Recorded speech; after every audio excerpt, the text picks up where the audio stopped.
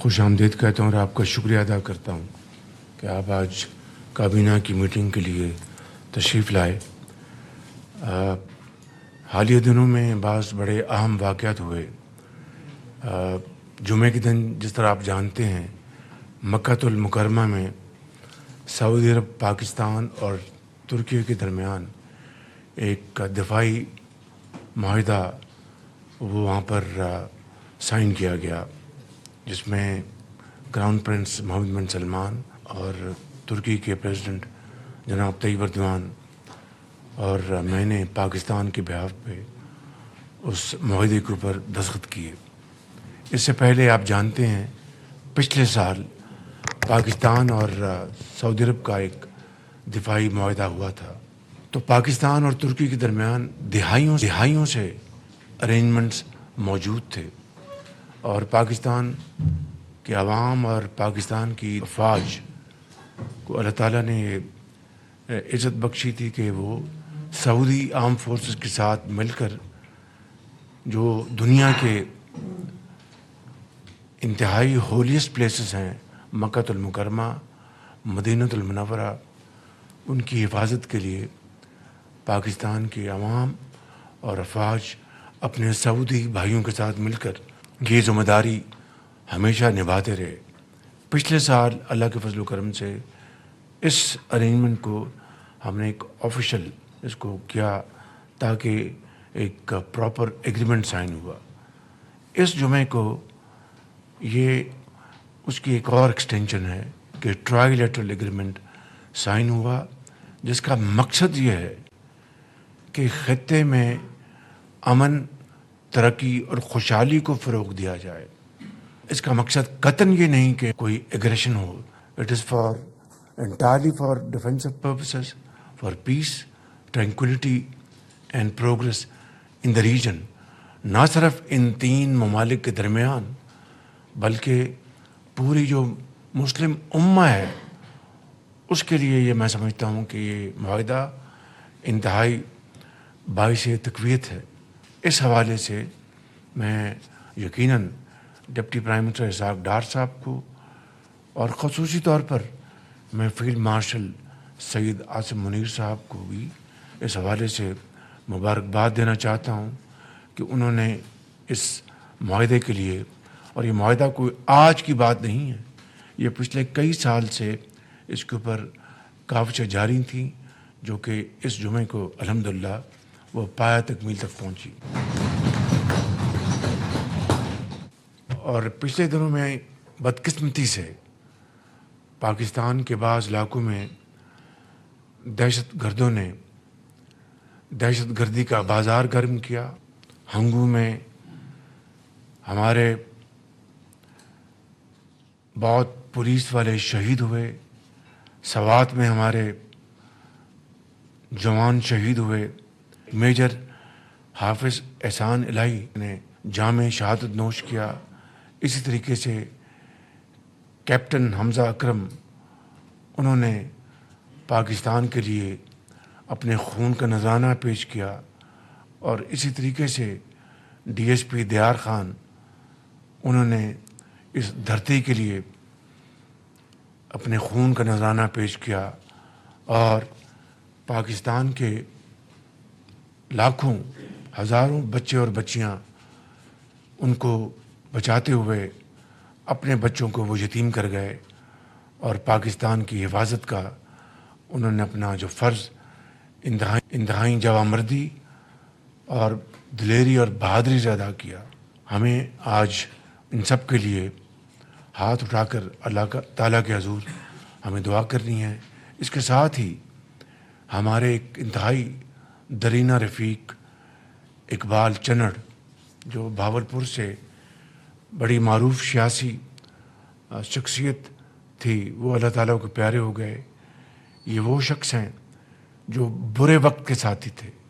میں ان کو میاں محمد نواز شریف ان کو ذاتی طور پر 1985 سے جانتے تھے، جب یہ ایک کاؤنسلر منتخب ہوئے۔ وہ دن آیا اور آج کے دن آیا، نہ صرف یہ کہ ان کے پاؤں میں کبھی لغزش نہیں آئی،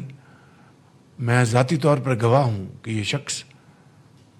برے وقت میں چٹان کی طرح مسلم لیگ نون کے ساتھ کھڑا رہا، اور میں سمجھتا ہوں کہ اس طرح کے واقعات سے نہ صرف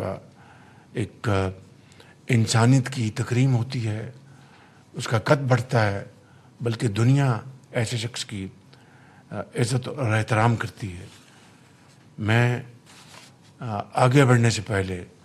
سردار یوسف صاحب سے گزارش کروں گا کہ ان سب شہداء اور اقبال چرن کے لیے دعا فرمائیں۔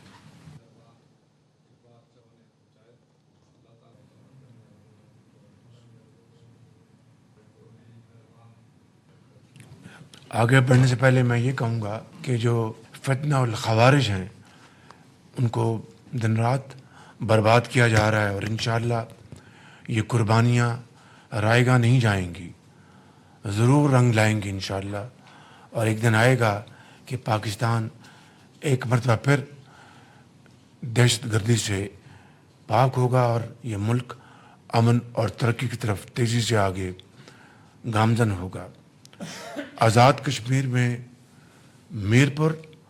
اور مظفر آباد میں الیکشنز ہو چکے، اور آج پنچ کے 2 اضلاع میں الیکشنز ہو رہے ہیں۔ الحمدللہ آزاد کشمیر کے عوام نے مسلم لیگ نون کو بھرپور ووٹ دیا، اور اس طرح ان 2 ڈویژنز میں جو نتائج آئے ہیں اس کے ساتھ جو وہ سیٹس جو کہ کشمیر سے جو ہمارے بھائی بہن وہاں سے پاکستان ہجرت کر کے آئے تھے، ان کی جو سیٹیں ہیں ان کو ملا کر مسلم لیگ نون کی الحمدللہ تقریباً میجارٹی بن چکی ہے۔ یہ ووٹ الحمدللہ میاں محمد نواز شریف کے اعتماد کا ووٹ ہے، یہ ووٹ میاں محمد نواز شریف کی لیڈرشپ کا ووٹ ہے، اور مجھے پوری امید ہے کہ انشاءاللہ ہماری جب وہاں پر حکومت بنے گی تو میاں محمد نواز شریف کی قیادت میں آزاد کشمیر میں دوبارہ ترقی اور خوشحالی کا سفر شروع ہوگا۔ اس کے لیے میں تمام آزاد کشمیر کے اپنے بھائی بہنوں کا شکریہ ادا کرنا چاہتا ہوں جنہوں نے مسلم لیگ نون کو ووٹ دے کر ہم پر اعتماد کیا، اور انشاءاللہ ہم ان کے اعتماد پر پورا اترنے کی کوشش کریں گے۔ کسی بھی مہذب معاشرے میں لا قانونیت کی اجازت نہیں دی جا سکتی۔ اگر کوئی مطالبہ ہے، اگر کوئی معاملات ہیں، ان کو میز پر بیٹھ کر بات چیت کے ذریعے حل کرنا چاہیے۔ اسی حوالے سے میں یہ عرض کروں گا، اور آپ کو اچھی طرح علم ہوگا کہ یہ وہاں پر جن لوگوں نے وہاں پر جان بوجھ کر معاملات کو خراب کیا، وہ اغیار کے اشاروں پر یہ کام کر رہے تھے جس کے واضح ثبوت ہیں، لیکن اس کے باوجود وہاں پر ہم نے آل پارٹیز کانفرنس کا انعقاد کروایا الیکشن سے پہلے مظفر آباد میں، جس میں تمام پارٹیز شریک ہوئیں ماسوائے ایک پارٹی کے۔ وہاں پر بڑی بھرپور گفتگو ہوئی، ہر ایسپیکٹ کے اوپر ڈسکشن ہوئی، اور یہ طے پایا کہ جن کو یہ اعتراض تھا کہ جو مہاجرین کی سیٹیں ہیں ان میں رد و بدل کرنا چاہیے، ان کو کم کرنا چاہیے یا ختم کرنا چاہیے، تو ان کو یہ بڑی صائب رائے دی گئی کہ آپ الیکشنز ہونے دیں اور پھر نئی اسمبلی میں اپنا یہ جو مقدمہ لے آئیں۔ اگر میجارٹی آپ کے ساتھ ہے تو معاملہ ختم، آئین اور قانون کی روح سے وہ معاملہ اسی طریقے سے طے ہو جائے گا۔ تمام باتیں طے ہو گئیں، اس کے اوپر وہ اڑے رہے، بے جا ضد کی، جس نے بدقسمتی سے معاملات کو خراب کر دیا۔ میں آج بھی یہ سمجھتا ہوں کہ اب نئی حکومت انشاءاللہ معرض وجود میں آئے گی تو ان کے ساتھ پھر گفتگو کرنے کا سلسلہ جاری کرنے کا معاملہ انشاءاللہ